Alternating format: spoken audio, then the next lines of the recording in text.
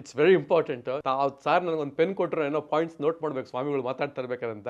ಆ ಪೆನ್ನನ್ನು ಆಕ್ಸಿಡೆಂಟ್ಲಾಗಿ ನಾನು ಎಲ್ಲ ಡ್ರಾಪ್ ಮಾಡಿದ್ದೆ. ಪಾಪ ಅವ್ರಿಗೆ ಯಾವುದೋ ಒಂದು ಗಿಫ್ಟ್. ಆ pen it's very remarkable. It has got some very important attachment to that pen for so many reasons. ಆ ಪೆನ್ನು ಕಳೆದೋಯ್ತು. ನೀವು ಹೋದ್ ರಾತ್ರಿ 12 ಗಂಟೆಗೆ ಮಾತಾಡ್ತಿದ್ವಿ, ಹುಡುಕ್ತಾ ಇದ್ವಿ, ಸಿಕ್ಕಿಲ್ಲ.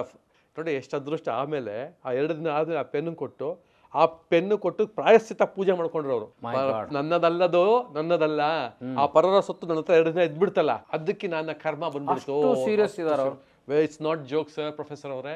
This is the Bali system. ಎಲ್ಲಿ ಸಿಕ್ತಂತ ಅವ್ರಿಗೆ ಅಲ್ಲೇ. ಆ ಪೆನ್ ಏನಾಗಿತ್ತು, ವೇದಿಕೆ ನಾನು ಕಸ ಗುಡಿಸುವಾಗ ಆ ಕಾರ್ಪೆಟ್ ಒಂದು ಹಾಕಿದ್ರು, ಕಾರ್ಪೆಟ್ ಕೆಳಗಡೆ ಹೋಗಿತ್ತು ಆ ಪೆನ್ನು.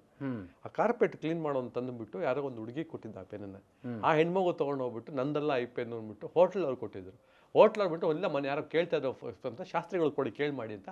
ಈ ಪೆನ್ನೊಂದು ಸಿಕ್ಕಿದೆ ನೋಡಿ, ಯಾರೋ ಮೊನ್ನೆ ಹೇಳ್ತಾ ಇದ್ರಂತೆ ಅಂತ. ಕಡೆಗೆ ಆ ಪೆನ್ನನ್ನು ಯಾರು ತೊಗೊಂಡಿದ್ರು ಆ ಹುಡುಗಿನೇ ಬಂದು ನಮ್ಮ ಆಫೀಸ್ ಹತ್ರ ಕೊಟ್ಟು, ಆಮೇಲೆ ನಮಗೆ ಅದಕ್ಕೆ ಒಂದು ಪೂಜೆಯನ್ನು ಮಾಡಿಕೊಂಡು 2 ದಿನ ಕೊಟ್ಟಿದ್ದಾರೆ. ಇದು ನಿಜವಾದ ಮಾತು.